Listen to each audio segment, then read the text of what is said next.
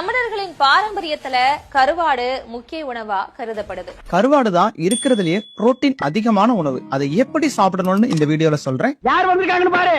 கருவாடு வந்திருக்குது. கருவாட சூப்பர் ஃபுட்னு சொல்லலாம். 100 கிராம் கருவாடுல 60 கிராம் புரோட்டீன் இருக்கு. இதுவே சிக்கனா இருந்தா 100 கிராம்ல 27 கிராமோ, இதுவே மட்டனா இருந்தா 100 கிராம்ல 25 கிராம் புரோட்டீனும் தான் இருக்கு. புரோட்டீன் மட்டும் இல்லாம iron, calcium, omega 3 and iodine போன்ற சத்துக்களும் அதிகமா இருக்கு.